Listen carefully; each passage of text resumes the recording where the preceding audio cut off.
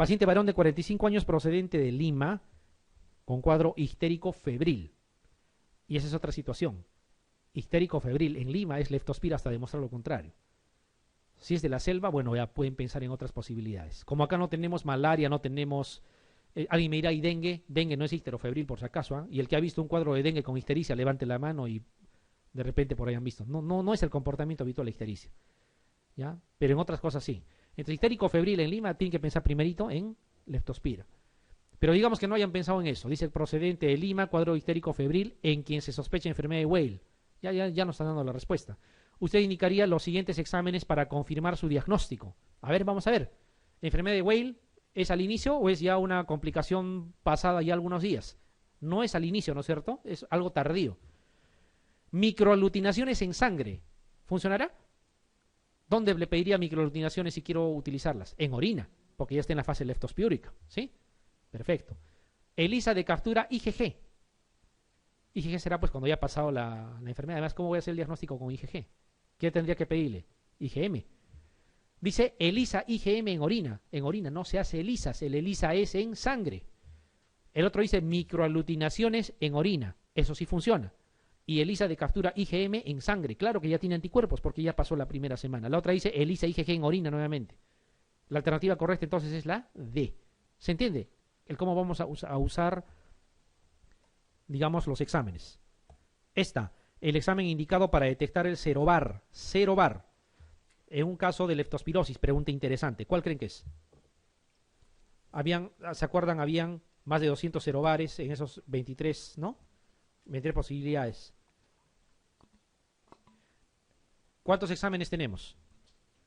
Tenemos solamente el ELISA y las microaglutinaciones, ¿no? ¿Estamos de acuerdo? ¿Y el ELISA qué mide? Anticuerpos, nada más. ¿Y los anticuerpos de quién es? ¿De la bacteria o es del humano? Del humano. ¿Y los anticuerpos del humano te van a indicar qué especie es o qué serobar es? No, tú formas anticuerpos nada más. ¿Estamos de acuerdo o no? ¿Ya? Entonces, si tú pides ELISA, mides los anticuerpos en el humano. ¿Qué cosa medía las microaglutinaciones? ¿La presencia de la bacteria misma o no? Por eso es que aglutinaba. Y por eso era que en sangre en la primera semana y después era en orina. Ya, entonces la que tiene que ver con el serobar, que tiene que ver con la bacteria, es la microaglutinación o MAT.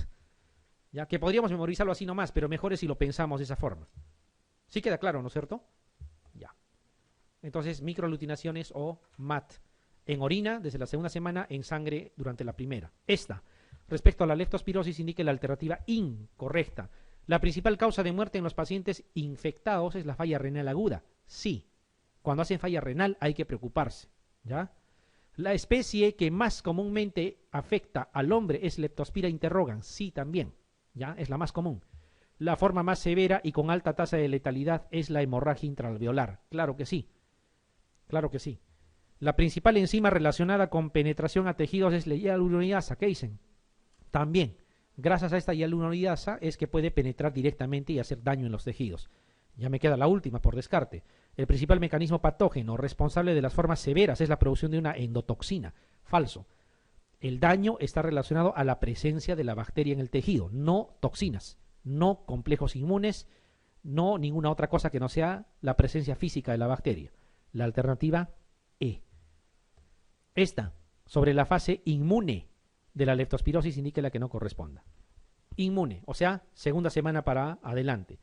La prueba de microaglutinaciones sérica es útil en esta etapa. ¿Qué dicen? No. En sangre ya no. La prueba de microaglutinaciones en orina tiene mejor rendimiento. ¿Qué dicen? Claro que sí. ¿Sí o no? Ah, no, piden ya estaba marcando pensando que pedían lo correcto. Sorry. Hay un lapsus de apresuramiento, se llama eso. Ya decía la que no corresponde.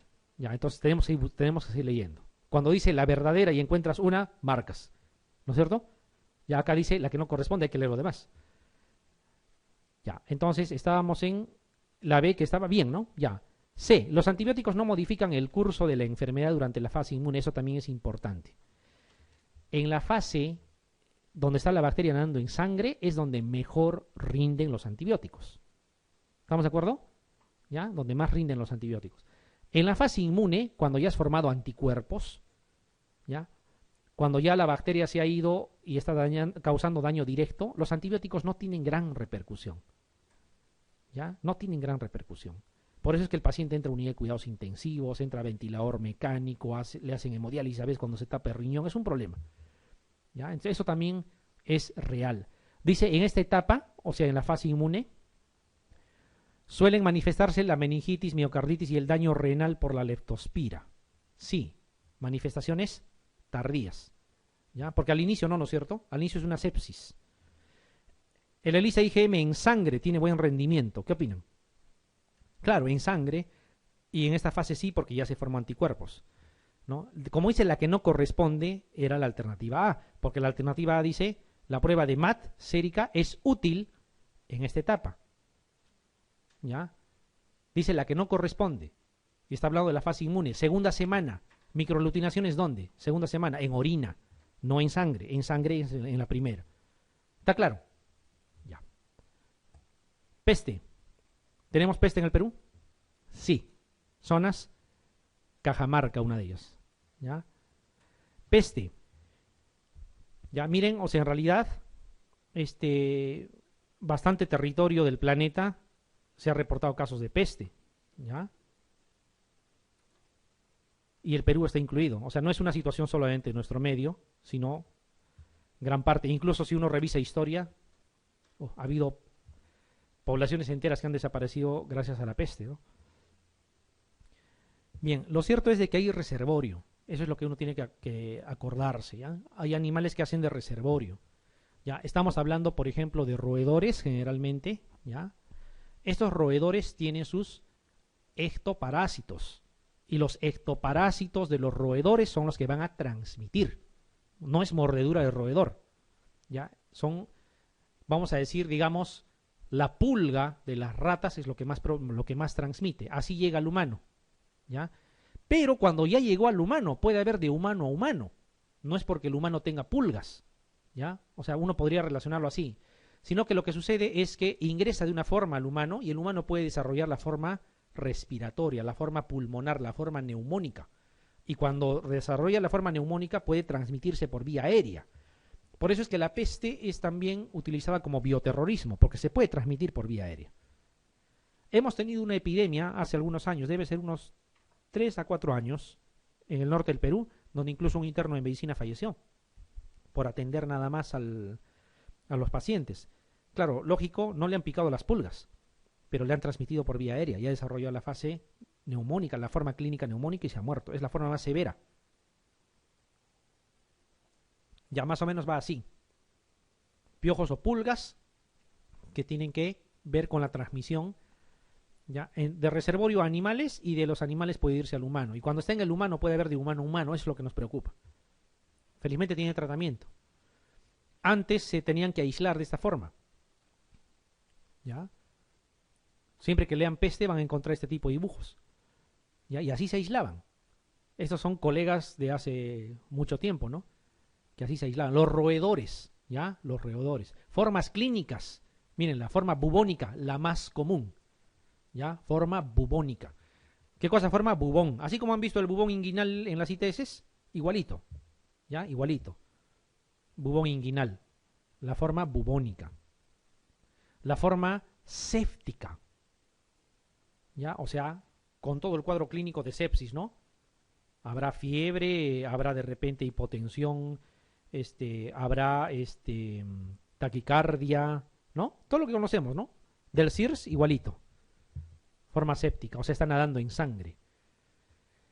La forma neumónica, que es la que nos debe preocupar, asociada a hemoptisis, ¿no? Que podría estar asociado a bubón incluso. Claro, porque por ahí puede empezar y luego uno desarrolla esa forma. La forma faríngea, que es más o menos como parte del mismo componente respiratorio, y la forma de meningitis, ¿ya?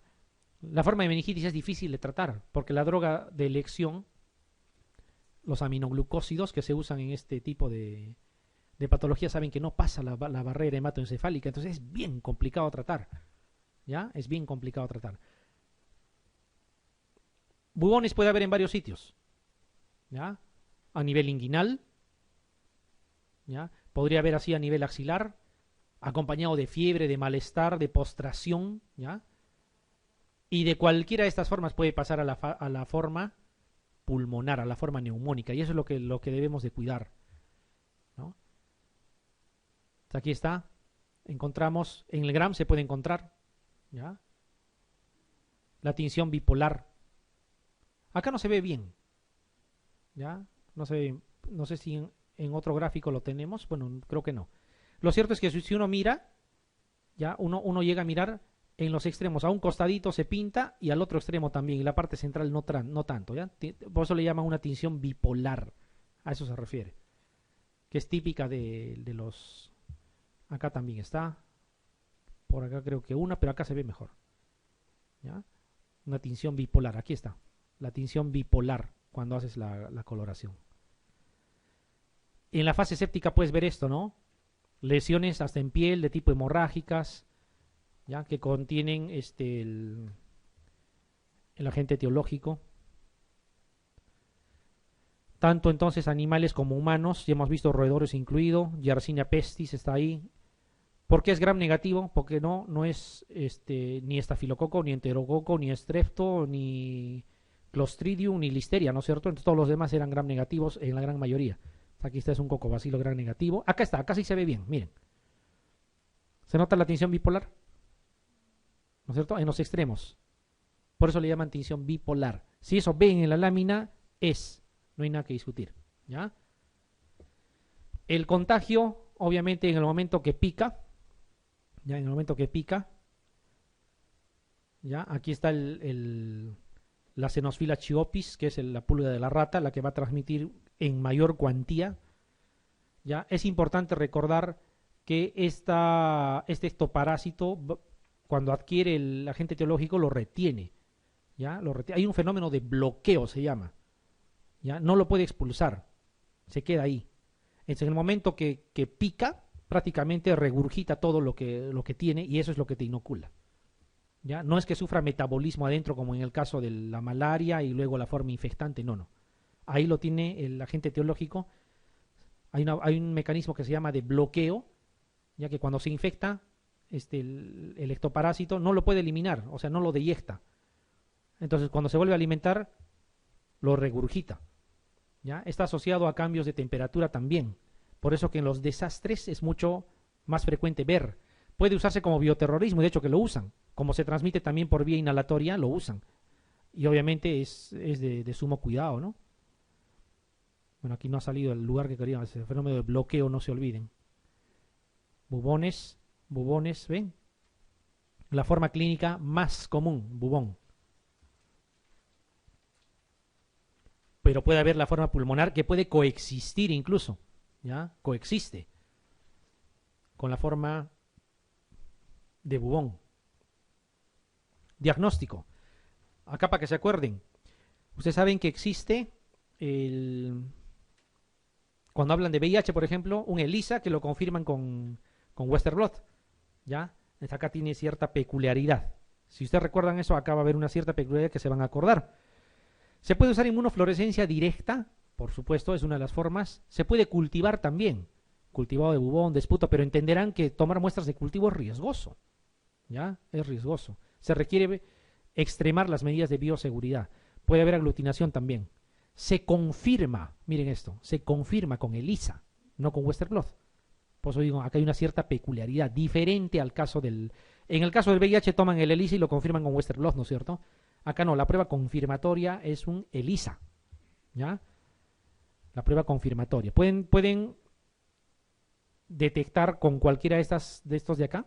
Acuérdense que en el VIH incluso se hace serología y después se comprueba con inmunofluorescencia. Acá la inmunofluorescencia, hasta el cultivo, todo es diagnóstico presuntivo. Cuando haces el ELISA para detectar anticuerpos así específicos, ahí estás confirmando el diagnóstico, ¿ya? Tratamiento. Cuando no se trata, la mitad se va a morir, aproximadamente. Aminoglucósidos, o streptomicina o gentamicina. Una de las dos, o streptomicina o gentamicina. ¿Ya? Las dosis como que puede de repente variar, ¿ya? Eso no les van a preguntar, pero sí quiero que se acuerden de la streptomicina y de la Gentamicina. Lo que no deben usar jamás de los jamases, penicilinas, cefalosporinas o macrólidos. No sirve, ¿ya? Bajo ninguna circunstancia. Y en los cuadros meningios, normalmente, ¿qué cosa nosotros usamos siempre? Cefalosporinas. Dense cuenta, si lo que debo de usar no lo puedo usar porque no va a servir, me queda el aminoglucósido que no pasa la barrera hematoencefálica, estoy en problemas, ¿ya? Se tiene que administrar de forma intratecal a veces, ¿ya? Es una forma muy complicada. Alternativas, cloranfenicol, tetraciclina, se puede usar, ¿ya? Se puede usar. Pero lo que no pueden usar es los que actúan a nivel de membrana. No sirve, ¿ya? Tampoco macrólidos. Entonces la piedra angular es estreptomicina, ¿ya? Estreptomicina. Son formas de presentación clínica de la peste, excepto septicémica, bubónica, neumónica, neurológica, hemorrágica. ¿Qué opinan? ¿Cuál van a elegir? Ya, septicémica y bubónica están categóricamente sí, ¿no es cierto? No hay nada que discutir. Neumónica también creo. De repente están dudando aquí, dice neurológica, hemorrágica. Hay una forma que es meningia, ¿no? Que podría ser neurológica, ¿ya? Y esta de aquí, hemorrágica, en alguna de las presentaciones es así, con hemorragias. Había faringia más, si quieren, pero había una presentación hemorrágica, o sea, que se caracterice por hemorragias. Ya, hay que valorar esa situación, ¿ya? Neurológica se refiere al cuadro meningio, ¿no? Esta se ha descrito como la forma más contagiosa de peste y está asociada a la presentación en forma de epidemias. ¿Cuál? Septicémica, bubónica, neumónica, neurológica, bubónica, septicémica, le ponen ahí como guión. ¿Cuál? Claro, porque dice la forma más contagiosa, es lógico. ¿Cuál sería un mecanismo más fácil de contagio, sea o no peste, si les diera estas alternativas? ¿Mediante un bubón o por vía aérea? Por vía aérea, ¿no es cierto? Ni hablar. Por eso es que las pandemias generalmente son por situaciones respiratorias, ¿no? Las pandemias, así como en el caso de la influenza. Y este es un problema. Este es un problema. ¿Cuál de los siguientes representa un método de diagnóstico confirmatorio de peste? Confirmatorio. Les ponen inmunofluorescencia, cultivo, hemocultivo, pareciera, pues no, que aquí hay varias alternativas incluso. Detección de anticuerpos séricos por ELISA y otra vez cultivo. La respuesta es, así es, detección de anticuerpos por ELISA. Ese es el método confirmatorio. Durante un brote de peste bubónica, ¿ya? Un estudiante de medicina que participaba activamente en el manejo de los pacientes hospitalizados presenta disnea. Se supone que está en contacto. Tos hemoptoica e hipotensión con muy mal estado general. ¿Cuál de los siguientes antibióticos usted no recomendaría usar como tratamiento empírico? ¿Cuál? Así es. ¿No es cierto? De repente es lo que más usamos en otras cosas, pero no, acá no funciona, no tiene sentido. Lo demás se podría usar. Y lo ideal sería utilizar estrepto. El problema es que aminoglucósidos tampoco llega muy bien a pulmón. Se los he dicho en algún momento, ¿no? Entonces, al no llegar a pulmón, le des lo que le des, no vas a ayudar mucho. Es un problema. Por eso es que se mueren. Tétanos. ¿Han visto tétanos? Ya. Miren, en el tétanos hay que acordarse algunas cosas importantes. Hay toxinas que tienen que ver con el tétanos. El tétanos, para empezar, está producido por el Clostridium tetani. Entonces es un gram positivo. Gran positivo, los cocos, los Clostridium y Listeria, ¿no es cierto? O sea, Streptococo, Estafilococo, Enterococo, cualquiera de sus especies, Listeria y Clostridium. Clostridium botulinum, Clostridium tetani, Clostridium difficile, cualquiera de esas. Clostridium perfringens también. Y Actinomyces, bueno, incluido, ¿ya? Y todo lo demás, la gran mayoría de lo demás es gran negativo, ¿ya? Entonces, es un gran positivo, ¿ya? Es un gran positivo. Entonces, este gran positivo produce toxinas. Y hay dos toxinas importantes. La tetanospasmina y la tetanolicina, ¿ya? Son dos toxinas, de las cuales obviamente la que nos importa es la tetanospasmina, ¿ya? Es la toxina relacionada a la patogenia del tétanos, la tetanospasmina, ¿ya? La tetanospasmina. Va a atacar, como dice aquí, a las fibras nerviosas motoras periféricas, no nunca sistema nervioso central, ¿ah? Por eso es que no hay trastorno sensorio, el Glasgow está en 15, el paciente está consciente que tiene tétanos y todo lo demás, pero no tiene trastorno sensorio. Entonces, con trastorno sensorio ya no es tétanos. El paciente está lúcido, orientado en tiempo, espacio y persona. Lo que siente es que algo no está andando bien, lógicamente. ¿Ya? Son nervios motores periféricos. ¿Qué es lo que hacen? Es fácil de entender. ¿Qué cosa es el GABA? Es el principal neurotransmisor inhibitorio del sistema nervioso. ¿Sí? ¿Estamos de acuerdo? Ya. Si no hubiese ese inhibitorio, ¿qué pasaría? Habría una hiperexcitación, ¿no? ¿Qué les puedo decir? A nivel del sistema nervioso. ¿Sí? ¿Qué cosa hace esa toxina, esa tetanospasmina? Inhibe el GABA. O sea, inhibe al inhibidor. Por lo tanto, queda liberado todo. Por eso es que hay convulsiones, hay contracciones, hay fasciculaciones, ¿no? Todos los músculos se contraen de forma indiscriminada. Y las contracciones son tan severas que en el caso del tétanos neonatal, por ejemplo, a pesar que ese neonato está consciente, no se explica obviamente qué cosa le está pasando, se fracturan las vértebras, se fracturan las costillas por la contracción. Es un cuadro salvaje, no debería haber tétanos. ¿Ya? Y para que haya tétanos es porque no hemos puesto las 2 vacunas que nos piden como mínimo a las gestantes durante la gestación. O sea, sí tenemos algo de culpa. ¿Ya? Espero que nunca vean un tétanos neonatal, es lo peor que puede haber. ¿Ya? Y en el adulto, obviamente también, pero el adulto tiene chance de salvarse, ¿no? En el neonato es un poco complicado. Muy bien, entonces, pero por eso es que se producen los espasmos, ¿ya? Por eso es que se producen los espasmos. Siempre hay una puerta de entrada, normalmente se descubre una herida por donde ha podido ingresar. Entre la puerta de entrada, que son heridas en piel generalmente, la mayoría de las veces, donde hay contacto con esporas, donde está esa toxina, va a ingresar a la piel. ¿Ya? Hay 2, hemos dicho, tetanospasmina y tetanolicina. La que nos importa es la tetanospasmina. Es la que tiene que ver. La tetanolicina no tiene importancia en la patogenia. ¿Qué cosa va a hacer la tetanospasmina? Va a inhibir el GABA. Y al inhibir el GABA, ¿qué va a pasar? Va a haber una desinhibición, lógico, de las motoneuronas. Y eso va a desencadenar todo el cuadro que conocemos. ¿Ya? Hay formas clínicas, son 4 formas clínicas de tétanos. ¿Ya? 4 formas clínicas.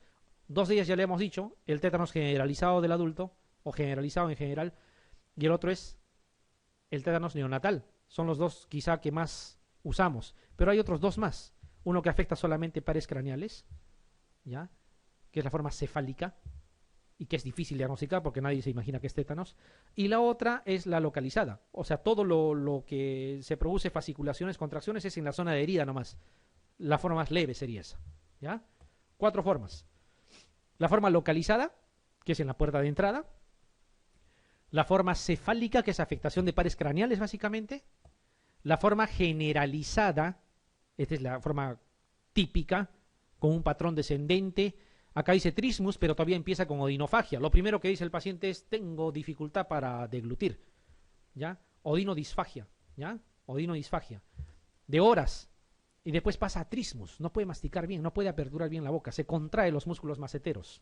Y a veces se contrae tanto que parece que se está riendo. La risa sardónica, ¿no? Se está riendo, ¿ya? Pero está lúcido, recontra lúcido.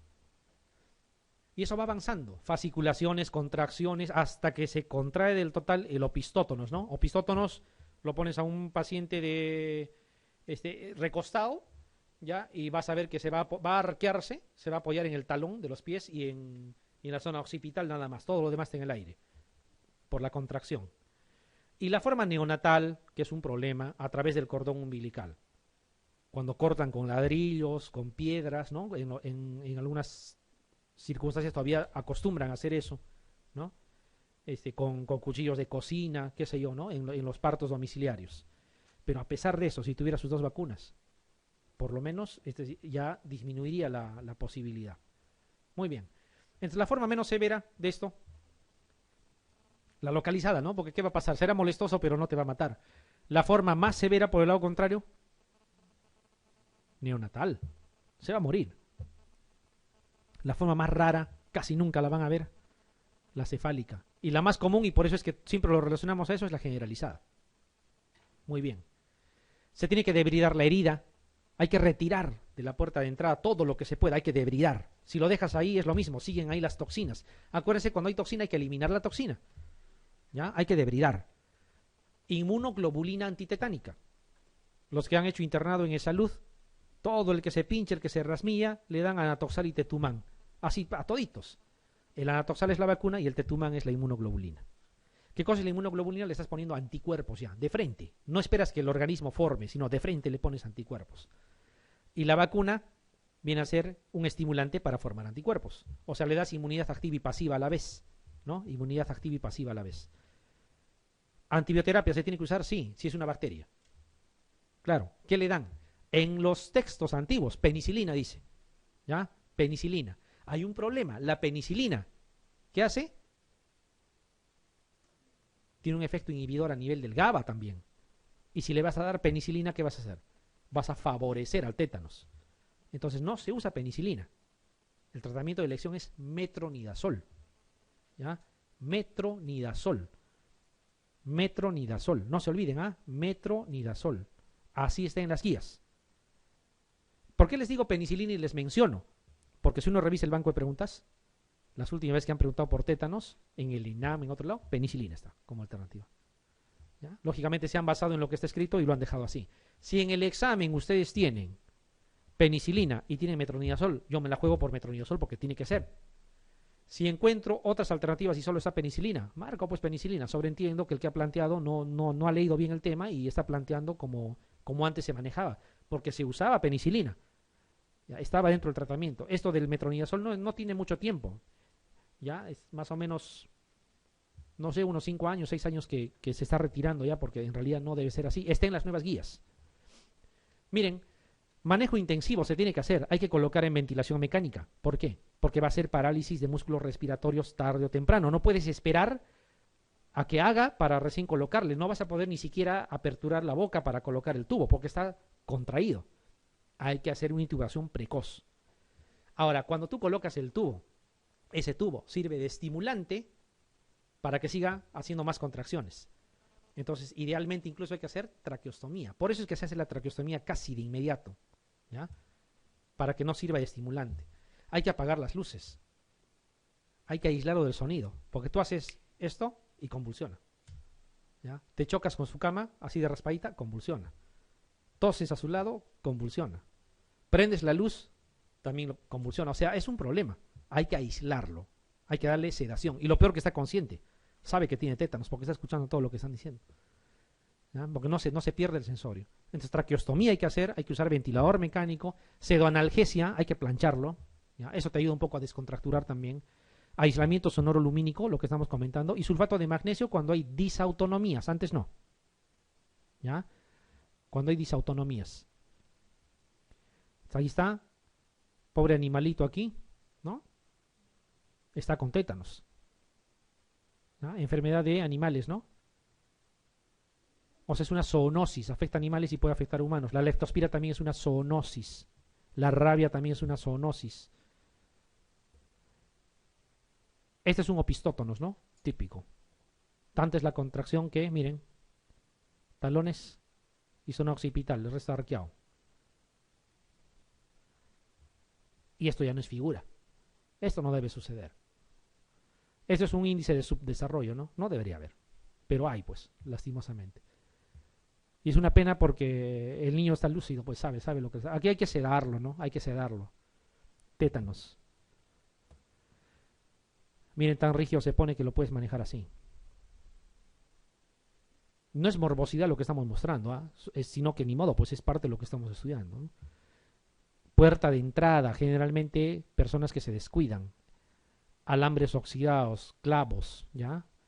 Entonces, el que den a discreción anatoxal y tetumán en salud, para mí está bien. ¿Ya? Porque de todos los que van a dar, a uno estarán protegiendo por lo menos. Está bien, debería ser así. Pero cuando tú tienes un paciente en el Ministerio de Salud, no hay tetumán. No hay. Tienes que buscar por todo lado. Esas son cosas que se tendría que uniformizar. ¿Cuál de los siguientes enunciados tiene mayor sensibilidad, dice, para detectar casos probables de tétanos neonatal? Acá hay un lapsus de qué. Ya esta pregunta no sirve. Acá ha habido una sobreescritura. Es la misma, ¿no? Ya, esta es la que sirve. Anulen esa 33, por favor. Dice, ¿cuál de los siguientes enunciados tiene mayor sensibilidad para detectar casos probables de tétanos neonatal? Sensibilidad, ¿ah? No estamos diciendo especificidad. ¿Qué significa sensibilidad? Captar algo cuando no parece todavía. Especificidad es cuando es muy florido, ¿no? Dice neonato que convulsiona en el primer día de vida. Vamos a ver. Neonato con opistótonos en el 5.º día de vida. Si tiene opistótonos es probable que tenga tétanos. Pero ¿será muy sensible o muy específico más bien? Esto es más específico que sensible. Neonato con dificultad para el llanto y la succión desde el 3.er día de vida, con antecedente de llanto y succión normales en las primeras 48 horas. Vamos a ver. Neonato que no succiona el pezón desde el primer día de vida. Neonato con rigidez de nuca y trismus desde hace 48 horas. No sabemos desde cuándo, pero desde hace 48 horas. ¿Qué edad tendrá? Tampoco no sabemos. Miren, dice sensible. Aquí lo que importa es detectar a tiempo. Por eso hablamos de sensibilidad. ¿Ya? Si dijéramos especificidad, bueno, obvio, pues cuando esté con todo el cuadro florido, eso es específico. ¿Cuál era lo primero que pasaba en clínica? Odinodisfagia. El neonato no lo va a manifestar. No sabe hablar. Probablemente va a llorar nomás. Pero después venía contractura de músculos maceteros porque es descendente. Cuando tenga la contractura de músculos maceteros, no va a poder aperturar la boca para succionar, para tomar leche, para succionar el pezón, no va a poder aperturar. ¿Ya? Entonces, eso ya nos debe llamar la atención. Basta que eso suceda, eso es tétanos. Porque si van a esperar que haga opistótonos, eso ya es muy específico. Si lo detectan a tiempo, podrían salvar al niño. ¿Ya? ¿Y por qué dice con antecedente de haber nacido bien o tener llanto y succión normales? Lo que pasa es que hay un mínimo tiempo de incubación para el tétanos. ¿Ya? Y antes de ese tiempo de incubación no es posible. Se habla de 48 horas por lo menos de tiempo de incubación. Entonces, si desde el primer día de vida tiene eso, será pues por daño cerebral de repente que tiene el opistótonos, pero no es tétanos. Pero aquí está claro. Tiene dificultad para el llanto y la succión desde el 3.er día de vida. Y hay un antecedente de llanto y succión normales en las primeras 48 horas. Significa que ha nacido bien. Se ha contagiado con el tétanos, adquirió el tétanos en el nacimiento. Es obvio, cordón umbilical. ¿Ya? Y ese es el mínimo tiempo que debe pasar para que se presente la clínica. Si es a los 7-8 días, también hay que considerar, obviamente. ¿Ya? También hay que considerar. Basta que esto suceda, hay que tratar como tétanos neonatal. Si lo dejan para después, ya no sirve. ¿Se entiende? Y esto es la definición en vigilancia epidemiológica del Perú de caso probable de tétanos neonatal. Es lo que tienen que vigilar. Porque si ya está con un cuadro florido, ya no tiene sentido. Esta, ¿cuál de las siguientes medidas es la más apropiada en un paciente adulto con diagnóstico de tétanos que requiere uso de ventilación mecánica? Permanecer en ventilador mecánico, dice, el tiempo que sea necesario. Vamos a ver. Postergar la traqueostomía para luego del 10.º día de ventilación mecánica. Hemos dicho que la traqueostomía tiene de inmediato, porque si no, ese tubo funciona como estimulante para que haya más contracciones. Traqueostomía precoz, eso sí. Pseudoanalgesia permanente, oxígeno alto flujo. ¿Ya? Esto de pseudoanalgesia permanente es relativo. Sí hay que usarla, obviamente, pero no sabemos si puede ser o no permanente. El oxígeno, relativo, porque no tiene afectación pulmonar tampoco. ¿Ya? Se podría dar, sí, de repente por la dificultad, por la contracción muscular permanente, pero ya está en ventilador. Más que oxígeno, necesita ventilación. Su problema no es oxigenatorio, es ventilatorio. ¿Ya? Lo que se tiene que hacer es traqueostomía precoz. ¿Ya? Traqueostomía precoz. Acá dice permanecer en ventilador mecánico el tiempo que sea necesario, pero no te explica si es con tubo o es con traqueostomía. Lo que sí se tiene que hacer es traqueostomía precoz. Normalmente al pasado el 10.º día se hace la traqueostomía. Entonces, obviamente, el familiar que un poquito se informa te dicen, ¿por qué le van a hacer la traqueostomía tan pronto? Tienes que explicarle bien. Es por el bien del paciente. El antibiótico de elección como parte del tratamiento del tétanos generalizado del adulto, que podría decir tétanos neonatal también. ¿Cuál es? Aquí me ponen penicilina y me ponen metronidazol. La respuesta es metronidazol, no hay nada que discutir. ¿Ya? Si no hubiese metronidazol y están en el examen, yo sobreentendería, bueno, aunque suene feo decirlo, no ha leído bien el tema o se ha quedado con lo que era antes y ha considerado penicilina. Pero tampoco lo dejaría en blanco. ¿No? Tampoco lo dejaría en blanco. Sobre el tétanos indique la alternativa incorrecta. ¿Ya? El tétanos generalizado es la forma clínica más común. ¿Qué dicen? Claro, por eso es lo que más conocemos. En caso de inestabilidad autonómica está indicado el uso de sulfato de magnesio. También. La penicilina G sódica es el antibiótico que mejores resultados ha demostrado para el tratamiento. Eso para mí es falso. ¿Ya? Pero vamos a seguir viendo. De repente por ahí, ¿no? Han puesto otra cosa. Se debe administrar de forma precoz la inmunoglobulina antitetánica y la dosis de toxoide antitetánico. Eso sí es verdad también. Y la otra dice, el paciente debe permanecer aislado de estímulos sonoros y lumínicos. También. Entonces la C no es la respuesta correcta. Metronidazol. ¿Ya? Metronidazol. No 500 cada 8, ¿eh? 500 cada 6. 14 días. 500 cada 6, 14 días. Esto. El diagnóstico definitivo de tétanos del adulto es mediante. ¿Mediante qué? No lo hemos dicho. Cultivo, detección de toxinas, por clínica, por anatomía patológica y diagnóstico terapéutico. ¿Qué significa diagnóstico terapéutico? Que yo le doy el tratamiento y veo si mejora. Si mejora es, si no mejora no era. ¿Cuál es?